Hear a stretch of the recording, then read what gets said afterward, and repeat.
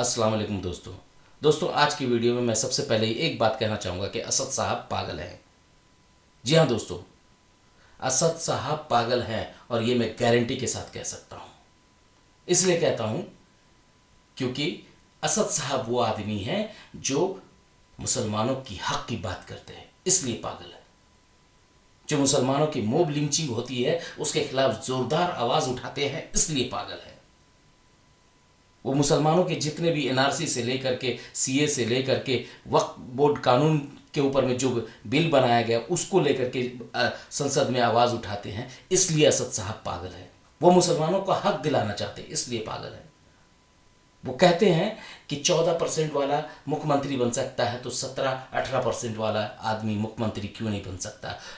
जो 2% वाला उप मुख्यमंत्री बन सकता है तो 17-18% वाला उप मुख्यमंत्री क्यों नहीं बन सकता। ये मुसलमानों के भेजे में घुसा रहे हैं, लेकिन मुसलमानों को मतलब अकल नहीं आ रही है, इसलिए पागल है। दोस्तों एक वीडियो आया, ये आप देखिए। जी बिल्कुल पागल हैं असदुद्दीन ओवैसी साहब, क्योंकि वो अपनी कौम से एक तरफा मोहब्बत करते हैं।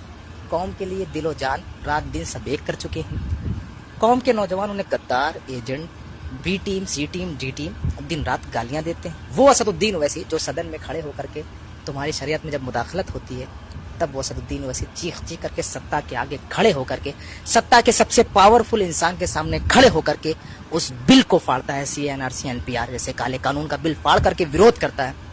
तो देखा दोस्तों आपने, ये एमआईएम के लीडर हैं मोहम्मद अंसार साहब। शायद मैं अगर नाम गलत ले रहा हूँ तो उसके लिए माजरत चाहूँगा। तो इन्होंने जो बातें कही है इससे मैं पूरी तरह इत्तेफाक रखता हूँ।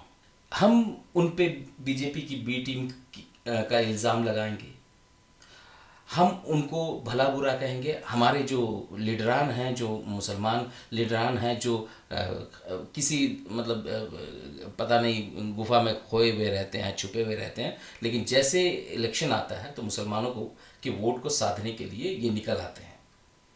जैसे इमरान प्रतापगढ़ी, हमारी बहन इकरा हसन, और ये लोग आकर के फिर एमआईएम को टारगेट करने लग जाते हैं। एमआईएम 25-30 सीट पर लड़ रही है इलेक्शन और इनको इतनी खलबली है, ये बाकी सीट की बात नहीं करेंगे। 210 या 13 सीट जो बाकी है उस बाकी सीट पर ये बात नहीं करेंगे। ये सीमांचल की सीट पर आकर के मुसलमानों के वोट की मतलब दलाली करेंगे।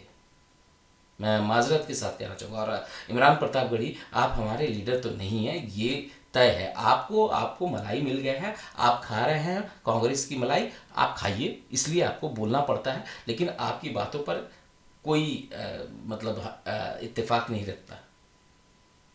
आपने जो आज सीमांचल में रैली की है और उस पर जो बातें कही है, वहाँ बहुत कुछ लोग थे और कांग्रेस के उनके अपने लीडर थे, उनके सपोर्टर थे, वो हाँ में हाँ मिला रहे थे। लेकिन सीमांचल में एक ही लहर है, वो असदुद्दीन ओवैसी की।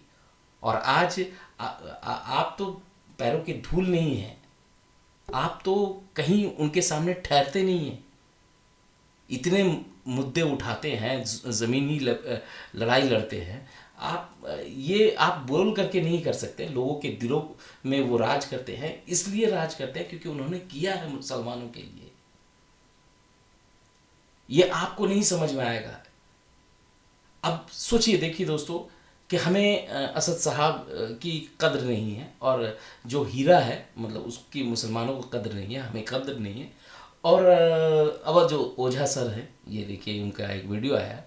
अवध ओझा साहब कहते हैं कि असद साहब एकदम लॉजिकल बात करते हैं, देश की बात करते हैं, मुसलमानों के हक की बात करते हैं। वो मुसलमानों के दिमाग में डाल रहे हैं कि 14% वाला मुख्यमंत्री बनेगा तो 17%, 18% वाला क्यों नहीं। लेकिन हमें कद्र नहीं है। तो आप सबसे पहले उनका ये लाइन सुनिए। मतलब इस देश में मुस्लिम नेता के रूप में ओवैसी साहब एक बहुत ही पढ़े लिखे और बहुत ही मजे हुए राजनेता हैं। मैंने उन्हें मुसलमान के पक्षों को बहुत ही शक्तिशाली रूप में रखते हुए देखा, खासकर पार्लियामेंट में मैंने उन्हें देश की तरफ भी उतना ही समर्पण देखा। जैसे ऐसा नहीं है कि वो सिर्फ मुसलमान मुद्दों को ही शक्तिशाली तौर पे रखते हैं। ऑपरेशन सिंदूर में देखिए, ऑपरेशन सिंदूर में देश दुनिया में गए भाई भारत का पक्ष रखने के लिए। बिल्कुल। और अच्छी बात ये भारत सरकार ने भेजा उन्हें। बिल्कुल। और मैंने उनकी जब भी डिबेटें सुनी है, वो बड़े ही तार्किक किस्म के नेता हैं, पढ़े लिखे हैं, बहुत अच्छे बैरिस्टर है, शायद लंदन में पढ़े हैं। तो राष्ट्रवाद और दबे कुचले का मुद्दा लेकर चलने वाले एक बहुत अच्छे नेता माने जाते हैं। अब तेजस्वी जी ने उन्हें चरमपंथी किस आधार पे कहा? मैं अभी भी कहता हूं दोस्तों, अब भी अगर ना समझेंगे तो फिर कब समझेंगे? कब तक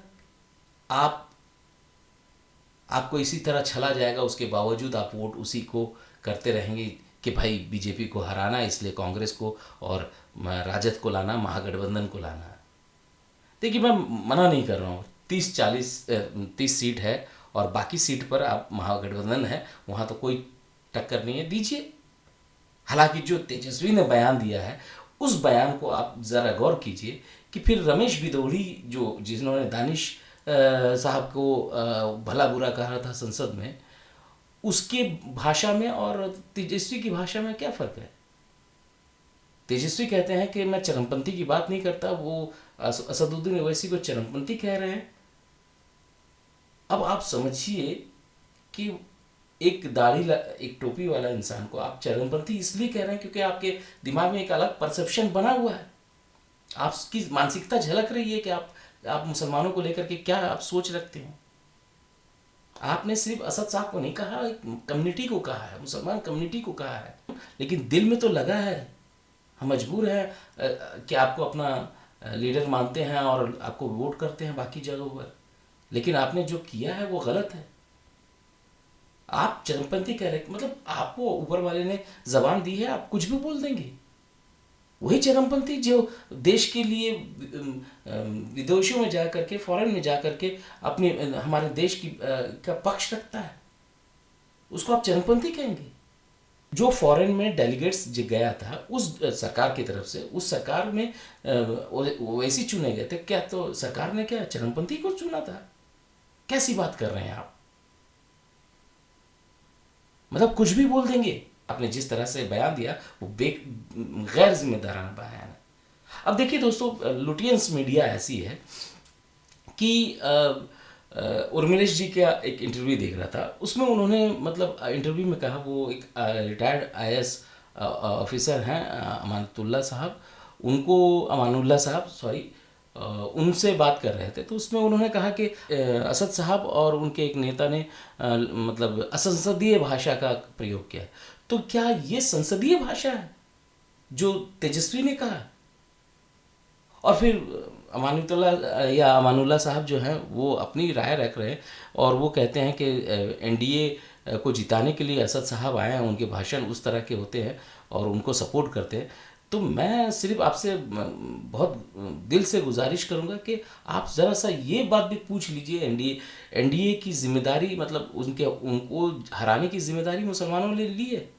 तो फिर अगर असद साहब एजेंट थे तो बहुत अच्छी बात है कि फिर तेजस्वी के पास तो मौका था, जब MIM के लोग जब गए और वहाँ पर ढोल ताशे लेकर के और कहा कि भाई गठबंधन कर लो, तो उन्होंने गठबंधन नहीं किया। तो आप इसकी बात क्यों नहीं कहते? आप 2% वाला के सहनी को उप मुख्यमंत्री बना दिया जाता, उसकी बात आप नहीं कहते, लेकिन मुसलमानों के हक मांगने की बात आएगी तो आप कहेंगे कि नहीं हमें मतलब अभी फिलहाल NDA को हराना है, उसके एवज में हम किसी को भी हम चुन कर के ले आए, चाहे वो हमारी बात करे ना करे। He is playing for the NDA. ये कौन सी बात है? तो लुटियंस मीडिया एक्सेप्ट नहीं कर पाती है MIM की मतलब क़यादत को और MIM की जीत को। 5 सीट होने के बावजूद, अब आप समझिए 5 सीट है मतलब बिहार में, लेकिन MIM को उतनी अहमियत नहीं दी जाती। आज चित्रक त्रिपाठी सीमांचल में एक जगह पे मतलब एक अपना प्रोग्राम कर रही थी, वहाँ पे एक मजलिस के दीवाने ने चित्रक त्रिपाठी की बोलती बंद कर दी। सवाल आपसे है, आपका जो होर्डिंग है उस तरफ कैमरा किया जाए। यहाँ MIM सीमांचल में और बिहार में एक बड़ी पार्टी है, उनको आपके होर्डिंग में मुख्यमंत्री के चेहरे पे जगह क्यों नहीं मिला? और चित्रा को हार मानना पड़ा, ये अच्छा लगा। कई दिनों के बाद उन्होंने अपनी गलती को एक्सेप्ट किया, ये अच्छा लगा। मैं ये बात कर रहा हूँ कि MIM तो यहाँ 5 सीट लेके आया था, प्रशांत किशोर का कई विधायक है जो आप उनको चेहरा दिए हैं, ये क्या? लेकिन इनकी बात वाजिब है। तो वहाँ पे उस बंदे ने, जो मजलिस का दीवाना था, उसने कहा कि फिर जन स्वराज पार्टी को आपने क्यों ऐसा कर दिया, जो कि उनके पास तो 2 भी MLA नहीं है। और चित्रक त्रिपाठी इसमें कहती हैं कि आपकी पार्टी 2-4 सीट ले करके क्या कर लेगी, सरकार बना लेगी। तो चित्रा त्रिपाठी भूल गई हैं कि मधु कोड़ा निर्दलीय उम्मीदवार थे झारखंड में और मुख्यमंत्री बने थे। और राजनीति में कुछ भी संभावनाएं होती हैं, सरकार बनेगी नहीं बनेगी इसका आप दावे के साथ नहीं कह सकते कि कब क्या स्थिति बनती है। तो दोस्तों आपने देखा कि किस तरह से मीडिया मतलब MIM को उतनी इम्पोर्टेंस नहीं देती। दोस्तों योगेंद्र यादव जी का एक इंटरव्यू है, उसमें उन्होंने कहा कि MIM ठीक है मुसलमानों की बातें उठाती है और असद साहब मुसलमानों की बात करते हैं और मुसलमान ज़ख्मी हैं और उनके ज़ख्म पर मलहम लगाते हैं, लेकिन फ़िलहाल वही बात है कि NDA को मतलब हराना है। तो ये आप उनका क्लिप देखिए। ओवैसी साहब वो बात कहते हैं जो मुसलमान के दिल को छूती है, वो बात कहते हैं जो उसके घाव पे मलहम लगाती है, वो बात सही है। मगर क्या उनके आने से, उनकी पार्टी को वोट जाने से क्या बिहार में बीजेपी को रोकने में मदद मिलेगी? मेरा बस यही सवाल है दोस्तों कि क्या NDA को हराने के लिए हमें मतलब मुसलमानों की क़यादत की बात नहीं होगी, उनकी लीडरशिप की बात नहीं होगी, उनके हक़ की बात नहीं होगी। मुसलमान आप योगेंद्र यादव जी एक्सेप्ट कर रहे हैं कि मुसलमान ज़ख्मी हैं, मलहम लगाते हैं ओवैसी साहब, तो फिर आप बताइए कि क्या करें? ज़ख्म में कराते रहे लेकिन वोट महागठबंधन का बनता है। अरे उनकी बपौती हो गई क्या? मुसलमानों की वोट जो है महागठबंधन की बपौती है, जिसकी दावेदारी मतलब पेश हमेशा करते हैं और डंके की चोट पे पेश करते हैं और जानते हैं कि इनको हम कुछ भी बोल देंगे, हम इनको चरमपंथी बोल दें, कुछ भी कह दें, इनकी आवाज़ नहीं उठाएं। अगर इनके मुद्दे की बात हो तो हम कहें कि हम अभी बिहार के इलेक्शन में ज़्यादा बिजी हैं, क्योंकि इनको मालूम है कि भैया मुसलमान तो वोट करेगा ही। तो मतलब मुसलमान को इसी तरह से ज़िंदगी मतलब गुजारनी है। इस वजह से मुसलमानों के हक़ की बात नहीं होती है। लोग हमें मुसलमानों को टेकिंग फॉर ग्रांटेड लेते हैं, वो लोग मुसलमानों को एवं ही लेते हैं। अब आप बताइए कि यही स्थिति में रहना, तो फिर कीजिए उस ऐसे शख्स को वोट जो आपकी बात भी नहीं करेगा लेकिन आपके वोट पर दावेदारी ज़रूर करता रहेगा। लोकतंत्र का पर्व है आज, वोट देने ज़रूर जाइए और अच्छे कैंडिडेट जो आपके मतलब जो आपको पसंद है, जो भी पार्टी का हो, उसको वोट कीजिए और जो आपके हक़ की बात करता हो, आपकी आवाज़ उठाता हो। मिलता हूँ दोस्तों, यही बातें थी अगले वीडियो में। तब तक के लिए अलविदा, अपना ख्याल रखिए, लव यू।